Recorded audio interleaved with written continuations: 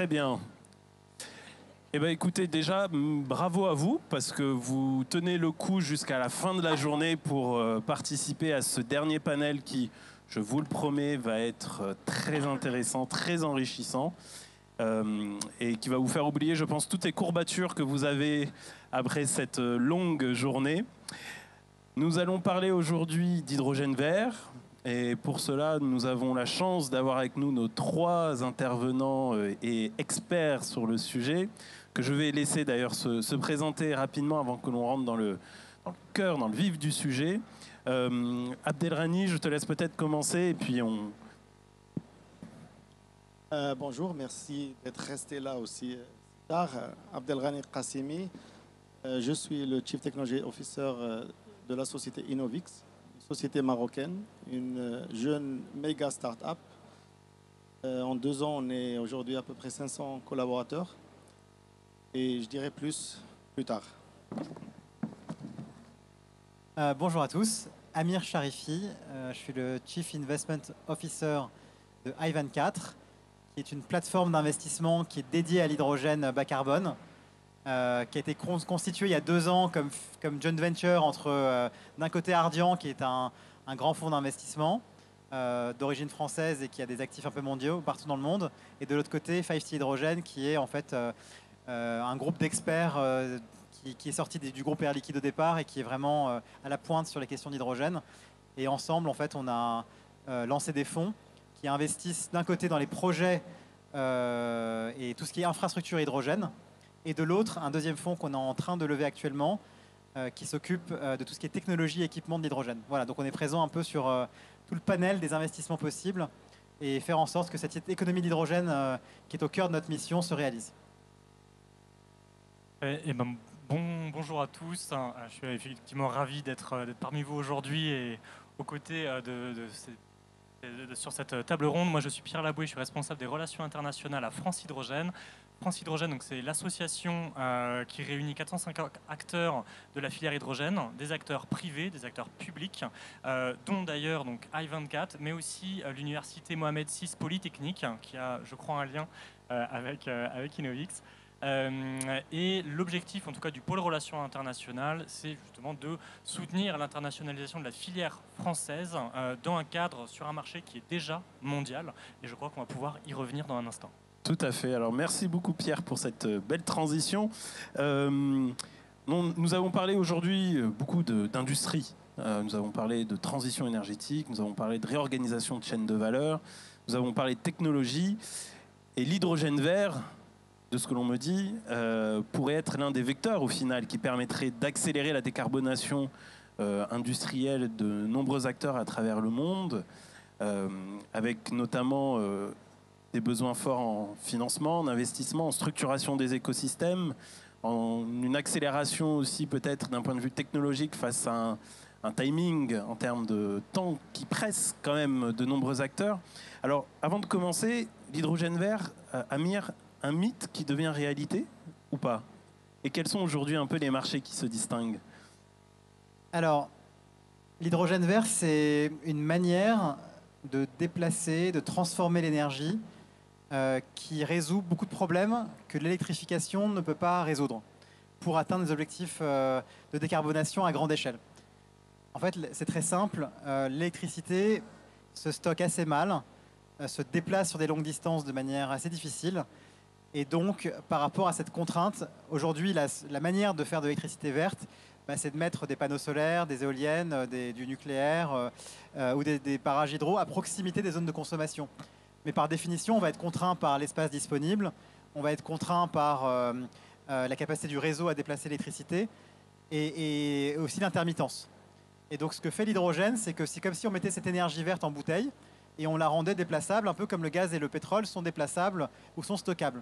Et donc, ça crée beaucoup d'optionnalité pour cette énergie de devenir quelque chose qui est une commodité mondiale, un peu comme le pétrole et le gaz sont une commodité mondiale qui peut aller partout et qui peut répondre aux besoins divers et variés. Donc ça, c'est un peu la vision globale. Et c'est pour ça que des pays comme le Maroc, des pays comme des zones en fait, où il y a beaucoup de terrain, où il y a beaucoup de vent et de solaire combinés, on a aussi des zones comme ça à Oman, en Australie, au Chili, c'est des endroits où en fait on n'a jamais mis bizarrement de panneaux solaires ou d'éoliennes à très grande échelle. Pourquoi? Parce qu'il n'y a pas de consommation locale. Alors que si on met des fabrications, enfin si on crée de l'hydrogène là-bas, en fait on peut alimenter le monde entier en énergie verte. Donc c'est un peu ça la promesse. Mais ça va pas se faire en un coup parce que pour faire ça, en fait, ça demande d'avoir des transformations successives de l'hydrogène pour le transporter jusqu'au point de consommation. Et en attendant, il y a des besoins assez concrets, assez immédiats que l'électricité ne peut pas résoudre. C'est tout ce qui est industrie et aussi tout ce qui est, je dirais, transport captif, transport lourd. Où en fait aujourd'hui, si on veut dans un processus industriel qui est très consommateur en chaleur, par exemple, ou qui va utiliser des molécules pour, par exemple, réduire le minerai de fer pour fabriquer de l'acier, aujourd'hui, on utilise beaucoup le charbon, on utilise beaucoup le gaz, qui sont des molécules qu'on peut recombiner avec le fer. Mais en fait, il y a une manière de le faire qui est plus vertueuse et qui est plus simple, c'est d'utiliser l'hydrogène par électrolyse, en fait. Donc, on va prendre de l'eau, on va casser la molécule d'eau avec de l'électricité verte et on va avoir une molécule d'hydrogène qui est verte. Et ça, on peut le mettre dans le processus industriel. Et là, on a décarboné déjà des millions de tonnes en fait, de CO2 de manière assez efficace. Et c'est là-dessus qu'aujourd'hui les réglementations européennes sont focalisées. C'est de mettre des mandats qui vont obliger les industries de convertir en fait leurs usages. Et c'est là où nous on investit d'ailleurs aujourd'hui en premier lieu. C'est dans ces premiers processus qui d'ailleurs pour une partie utilisent déjà de l'hydrogène qui est fabriqué par des sources qui sont plutôt carbonées. De décarboner ces sources-là, c'est déjà à peu près 90 à 100 millions de tonnes d'hydrogène qu'on peut décarboner. Pour donner de grandeur, ça représente à peu près 1000 gigawatts, donc c'est déjà beaucoup. Ça fait potentiellement 2000 milliards d'investissements potentiels, donc on a beaucoup de quoi faire avec ça. Donc on a je dirais un boulevard rien que sur l'industrie, et demain le transport, et puis les usages un peu dont j'ai parlé plus tard, qui seront les commodités. Et parmi les écosystèmes donc, que tu as évoqués, le Maroc. Le Maroc qui se distingue de plus en plus parmi les différents hubs qui souhaitent devenir leaders sur la production d'hydrogène vert. Abdelrani, le groupe OCP, avec en tête Depont Innovix, a annoncé un plan d'investissement très ambitieux de transition énergétique. Comment aujourd'hui l'hydrogène vert s'intègre dans ce plan d'investissement? Quels sont d'ailleurs les objectifs de ce plan d'investissement? Et comment le groupe et Innovix initie sa stratégie de décarbonation par le biais de l'hydrogène vert aujourd'hui? Exactement. Donc, comme j'ai dit dans l'introduction, Innovix est une boîte assez jeune. Donc, a commencé il y a 2 ans, suite à l'annonce du plan d'investissement de l'OCP. Donc, on est quelque part le Industrial Builder qui est en charge de mettre en œuvre la feuille de route que OCP a dessinée. Une feuille de route très ambitieuse, avec des axes énergie, tirer plus de valeur de la roche-phosphate, etc. Revenons au groupe OCP, c'est le plus grand importateur d'ammonia au monde. Donc, pour faire des fertilisants à base de phosphate, il faut de l'ammonia.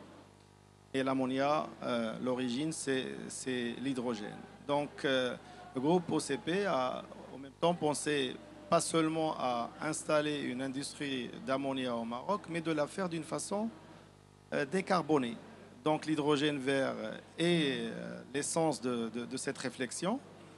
L'avantage du Maroc, c'est que nous disposons d'un profil solaire et d'un profil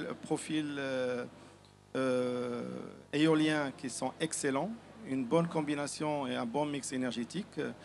Et comme Amir l'a dit, il y a des pays qui se distinguent par ce don quelque part. Le Maroc en fait partie. Et un détail peut-être sur le coût d'hydrogène, 70% du coût d'hydrogène, c'est le coût de l'énergie. Même avant l'électrolyse, il y a toute une partie dans la chaîne de valeur qui peut être optimisée, mais 70% c'est l'entrée, c'est l'énergie. Ayant un profil solaire magnifique au Maroc et un profil éolien stable nous permet de bien gérer les questions de l'intermittence. L'intermittence déclenche le stockage. Le stockage, c'est 25% du coût d'hydrogène. Donc là, on est aussi assez optimisé. Donc on arrivera à sortir à la fin avec un coût d'énergie renouvelable au Maroc qui est parmi les meilleurs au monde. Ajoutons à cela la proximité de l'Europe. On a parlé du Chili, on a parlé de la Namibie, de l'Australie. Transporter de l'hydrogène nécessitera des processus de liquéfaction ou transformation en ammonia. Le Maroc, il y a un potentiel dans le futur de créer des pipelines. En tout cas, c'est moins cher de transporter l'hydrogène en grande quantité du Maroc vers l'Europe, qui n'aura peut-être jamais la possibilité de produire autant d'hydrogène vert qu'il a besoin de consommer s'il veut respecter les régulations, la réglementation mise en place. Donc, le Maroc, au-delà du groupe OCP, est conscient de ça. Il y a une offre Maroc assez intéressante. On a discuté aussi les 2 derniers jours au Power to X à Marrakech, et qui fait que, comme vous avez dit à l'introduction, de plus en plus, le Maroc devient une destination importante. Elle est sur le radar, elle est sur la carte des pays les plus intéressants pour produire des énergies renouvelables et par conséquent les transformer en molécules vertes. Alors, Abdelghany, il y a un point que tu évoquais, Innovix, jeune start-up du groupe OCP, si je devais le mentionner ainsi, avec aussi l'objectif de constituer un écosystème autour des activités industrielles que tu mentionnais pour pouvoir réellement arriver à un schéma très intégré qui permette de répondre un peu à l'ensemble des enjeux auxquels vous faites face. Et je pense que c'est une belle illustration d'un constat qui ressort quand même assez régulièrement, c'est que pour permettre un passage à l'échelle qui soit effectif et durable, il est nécessaire d'avoir un écosystème qui soit quand même bien intégré et bien structuré. Donc Pierre, je me tourne vers toi. Qu'en est-il aujourd'hui de l'écosystème français en miroir de ce qu'Abdelghany et Amir nous ont présenté jusqu'à présent? Oui, alors du coup pour l'écosystème français, c'est un écosystème qui est extrêmement intéressant parce que justement il a une grande richesse. On a eu grâce justement à des soutiens publics et par exemple à des mécanismes, notamment les IPCEI ou les PIEC en français, les projets importants d'intérêt européen commun, qui ont été mis en œuvre notamment par BPI France, c'est pour ça que je le mentionne ici. On a eu des financements pour soutenir le déploiement de capacités manufacturières en France. Et en 2024, il y a eu plusieurs inaugurations de nouveaux sites de fabrication d'équipements, que ce soit l'usine de la Gigafactory de McPhy à Belfort, l'usine de piles à combustible de HDF Energy à Blanquefort, Symbio près de Lyon, mais aussi d'ailleurs des investissements étrangers en France avec le suédois Alfa Laval pour des changeurs de température, ou alors des annonces d'ailleurs qui vont se concrétiser avec l'américain Chemours qui fabriquerait des membranes près de Normandie. Donc, ce qui est assez intéressant, c'est qu'on a un tissu industriel qui vraiment se développe, et j'en ai oublié plein, excusez-moi d'ailleurs pour si vous n'avez pas cité, et ça s'appuie aussi sur des capacités de R&D qui sont extrêmement importantes en France. Si vous cherchez d'ailleurs quels sont les 3 instituts de recherche qui déposent le plus de brevets au monde dans le domaine de l'hydrogène, ben, le premier c'est le CEA, le deuxième c'est le CNRS, le troisième c'est l'IFPEN, 3 français. Et les entreprises comme Air Liquide aussi extrêmement bien positionnées sur le développement de brevets dans leur catégorie. Ça ne fait pas tout. Maintenant, il faut passer à vraiment cette massification, cette question de l'industrialisation, de la mise à l'échelle. Mais en tout cas, grâce aussi à d'autres soutiens, notamment par exemple de l'ADEME pour le développement d'écosystèmes territoriaux, on a plusieurs aussi porteurs de projets en lien avec des régions qui ont développé des écosystèmes de mobilité, avec aujourd'hui une 60aine de bus hydrogène qui fonctionnent en France, 1000 taxis qui tournent à hydrogène donc autour de Paris.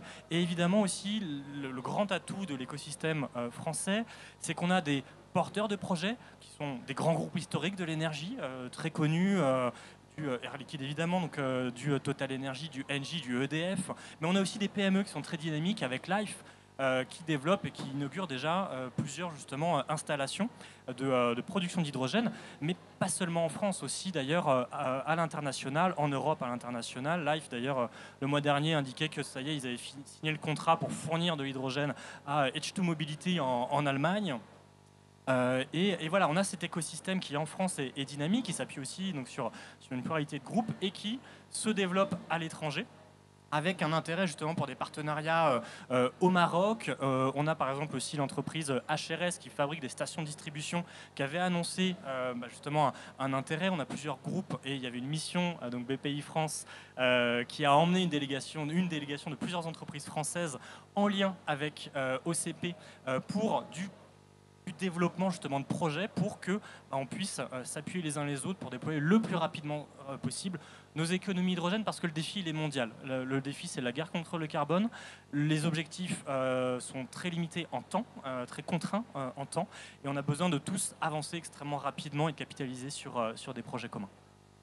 Et dans cette dynamique, comment un acteur comme I24 aujourd'hui joue un rôle aussi, Amir, dans la structuration de nouveau de l'écosystème? Je sais que vous avez un modèle, une approche qui est assez innovante peut-être par rapport à d'autres acteurs du monde de l'investissement. Par définition, on a dans notre ADN du sang Ardian qui est très financier, mais on a du sang d'anciens Air Liquide qui est très industriel. Et donc on a ce mix d'approches déjà, qui fait qu'on n'essaye pas juste d'investir pour faire un rendement, on essaie de construire en fait des projets qui vont avoir du sens sur le plan industriel à long terme. Et donc l'idée, c'est de faire en sorte que les projets sortent de terre avec des fondamentaux qui sont excellents, parce qu'on va choisir des géographies et des emplacements qui sont les meilleurs. Donc le Maroc en fait partie typiquement. Mais pour que cet avantage reste durable, c'est pas juste une question de choisir le meilleur emplacement, c'est une question de faire en sorte que cet emplacement et ce site qui va être choisi va bénéficier d'un cluster technologique qui va le positionner en avance, pas juste sur la durée du projet, mais sur les 3 ou 4 projets d'après en fait en réalité. Et il va pouvoir dégager en fait des avantages compétitifs durables, notamment en tentant des innovations, en prenant le risque de tester des choses nouvelles. Et c'est là où peut-être que nous, on est peut-être un peu plus risk-taker que la moyenne des financiers qui, eux, vont vouloir au contraire des choses 100% dérisquées. Nous, on va accepter en fait, de prendre une part de risque parce qu'on sait que si on maîtrise bien ce risque, en réalité, on va déclencher un avantage compétitif durable qui sera bien au-delà de ce qu'on aura pris comme risque additionnel. Alors bien sûr, on mesure tout ça de manière très détaillée. Mais en substance, ça veut dire quoi? Ça veut dire que si j'investis dans un projet qui va produire de l'hydrogène en endroit donné, je vais être très intéressé aussi d'investir via mon autre fonds, qui est mon fonds d'équipement, dans, par exemple, le fournisseur de la membrane, le fournisseur de l'électrolyse, le fournisseur de la catalyse, le fournisseur de la valve, le fournisseur du pipeline, etc., de toutes ces choses-là, qui, en fait, quand on les met ensemble au même endroit, ça crée en fait un cluster industriel qui est beaucoup plus intelligent, parce qu'il va pouvoir aussi travailler sur des pilotes, ils vont pouvoir travailler ensemble, et puis s'il y a un problème, on en parlait juste avant le début de la conférence, ils vont pouvoir aussi être proches du site de production, donc on peut résoudre et avancer en marchant, quoi. Donc c'est un peu cette idée-là qu'on a que, en fait, il faut créer de l'intégration industrielle et locale, sur le plan à la fois de l'industrialisation et de la mise à l'échelle, mais aussi sur le plan technologique. Et industrialisation, je vais y arriver, fin de journée. Local, c'est un peu ce qui également vous fait vivre au quotidien, vous, chez Innovix, si je ne me trompe pas, Abdelrani. Vous avez notamment lancé il y a peu la branche Hydrogile, si je ne me trompe pas. Comment, en écho, en miroir de ce que Amir vient de dire, comment vous êtes amené aussi à déployer une stratégie qui permet de créer au final un cluster hydrogène vert autour de vos activités au Maroc? Nos objectifs, on en a plusieurs. Donc, l'objectif de produire de l'hydrogène vert à coût intéressant pour l'utilisation au Maroc et pour l'export est un de nos objectifs. Mais pour atteindre cela, il faut absolument intégrer l'ensemble de la chaîne de valeur, comme Amir vient de dire. Donc, si on regarde les quantités qu'on souhaite produire à travers notre filiale Hydrogile, donc l'objectif ultime vers 2032, c'est de produire 3 millions de tonnes d'ammonia. Parlant de ça, c'est à peu près 700-800 000 tonnes d'hydrogène. C'est juste énorme dans une première phase. Cela ne peut se faire si on n'a pas en même temps développé une industrie locale. Les électrolyseurs, ils ont une durée de vie limitée. Les électrolyseurs opérant dans un milieu intermittent, il n'y en a pas beaucoup. Donc forcément, on aura des challenges technologiques à résoudre. Dans cette taille-là, il faut que ces challenges soient résolus au sein de l'écosystème qui doit être mis en place pour pouvoir tester, valider rapidement. Il y a toute une industrie, je dirais, de fournisseurs rondeux à celui qui fournira l'électrolyseur qui doit être mis en place. Donc les diaphragmes, les membranes, les électrodes, les matériaux du sealing, etc. Donc il y a énormément de R&D à faire dans ce sujet. Donc, on est conscient de ça. On travaille, il ne faut pas oublier, on est subsidiary d'une université, donc l'Université Mohamed VI Polytechnique, qui elle-même a œuvré dans ce sens depuis longtemps. On est en train de développer énormément de partenariats à travers le monde et séduire ces partenaires par le potentiel du Maroc pour venir s'installer. Donc on travaille sur l'ensemble de ces éléments en même temps en tant qu'entreprise. Pas oublier que pour réussir cela, il faut aussi l'appui officiel.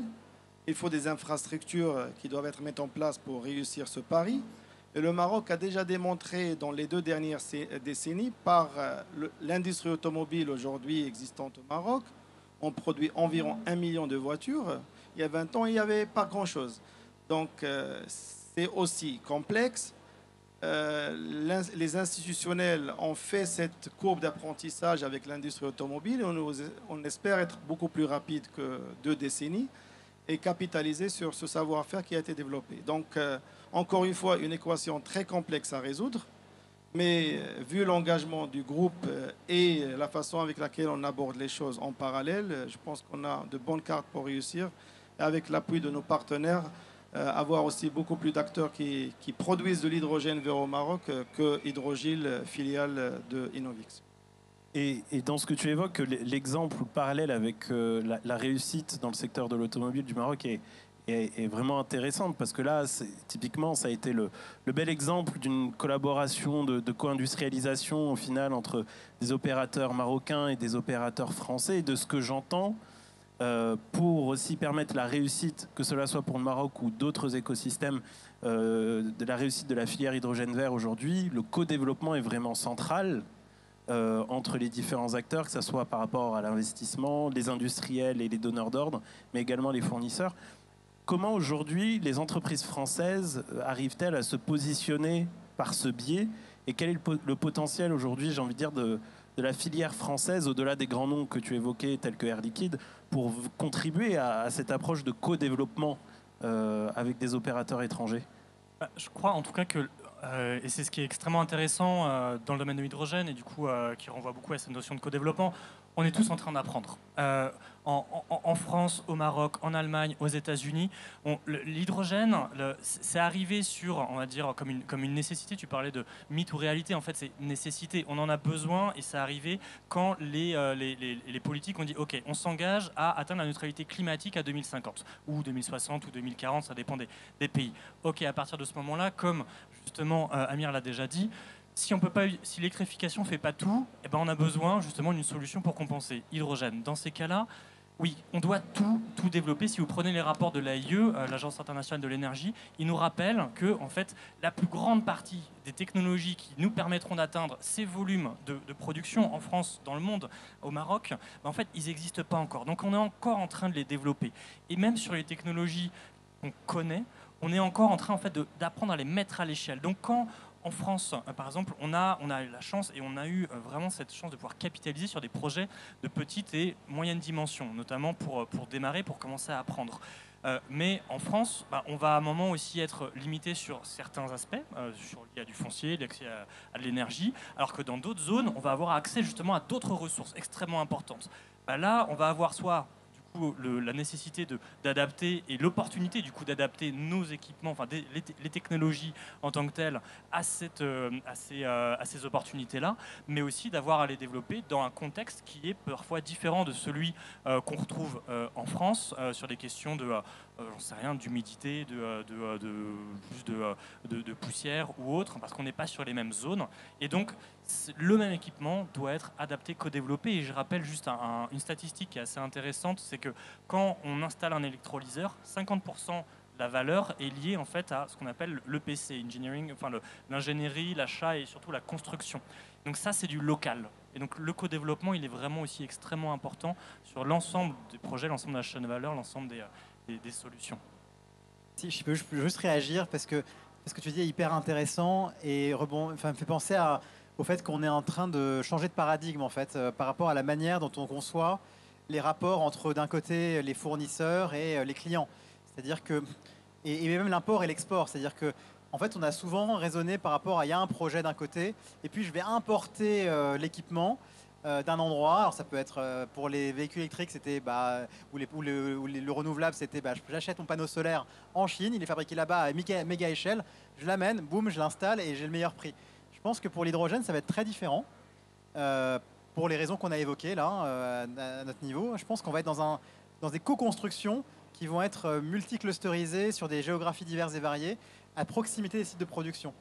Et en fait, on va plus dans un rapport d'import-export et dans des rapports de clients-fournisseurs qui sont lointains, mais on va être plutôt sur une co-construction entre le client, son fournisseur et en fait de l'intelligence qui va se construire autour de projets qui vont en fait rassembler aussi, parce qu'on va pouvoir attirer des gens sur la question d'une raison d'être qui est en fait on contribue très activement à décarboner des usages et donc à atteindre des objectifs climat. Et c'est exactement la raison pourquoi j'ai évoqué l'écosystème automobile. Par exemple, pour le Maroc, avant que Renault s'installe avec son usine, il fallait atteindre un certain taux d'intégration pour que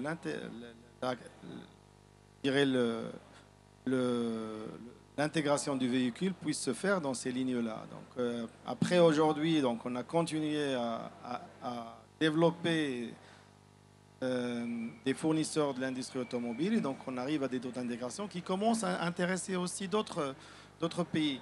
Au-delà de ça, il y a le facteur humain. Donc, il faut former les gens sur des méga projets, disposer des ressources humaines en mesure de faire l'ingénierie, de faire l'installation, la maintenance, le suivi, le troubleshooting, etc. C'est pas évident.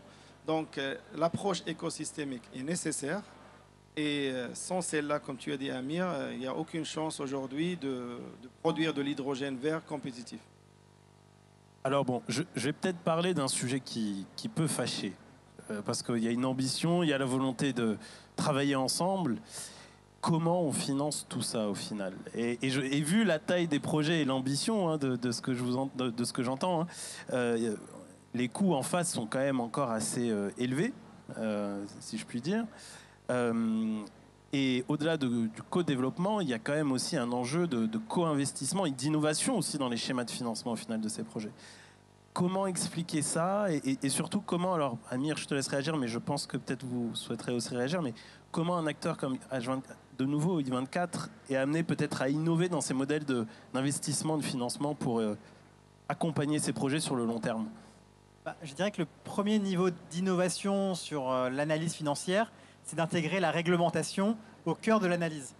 Parce qu'en fait, on est dans des projets où l'aspect réglementaire, l'obligation d'achat, ou l'obligation, le mandat qui est imposé à des industries de dire je décarbone et donc si je ne fais pas, je vais avoir une pénalité en coût de CO2, ça c'est un driver qui est majeur, et le comprendre où ça va se déclencher, à quel horizon et de quelle manière, et quelle va être la willingness to pay, c'est-à-dire la capacité de paiement, la volonté de paiement du client qui est pollueur, de changer son process parce que ça va coûter plus cher, mais de faire, ça c'est hyper critique.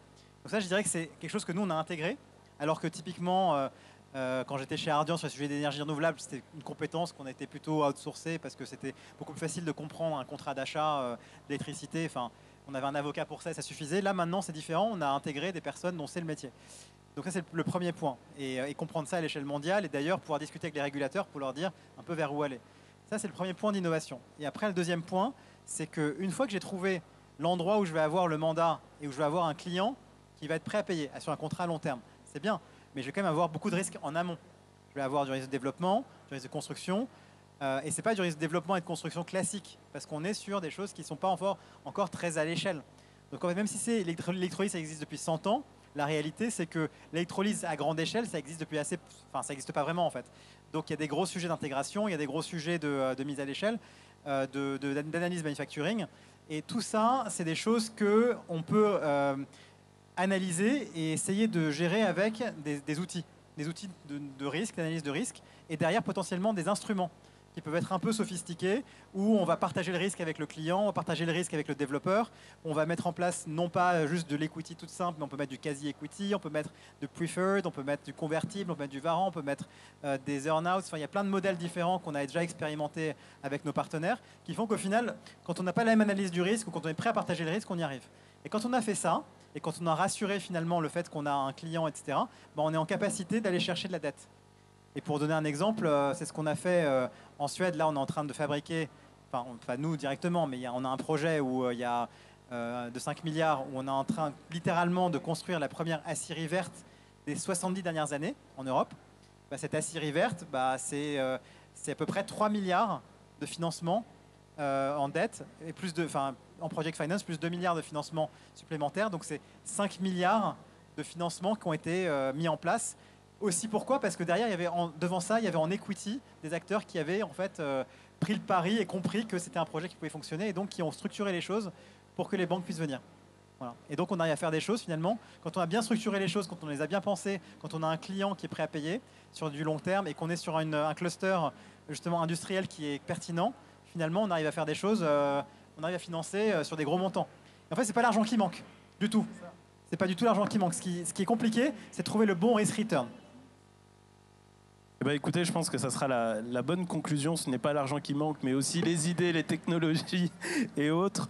En tout cas, un grand merci à vous trois pour ce temps d'échange sur l'avenir de cette filière et surtout aussi la nécessité d'y croire et de pousser cette filière pour la décarbonation de nos économies mondiales. Et merci aussi à vous d'être restés jusqu'à la fin pour cette belle journée de Big. Et puis si vous souhaitez revoir, c'est en live, en stream, partout, Instagram, YouTube. Bref, un grand merci à vous trois encore de nouveau et à très bientôt. Merci.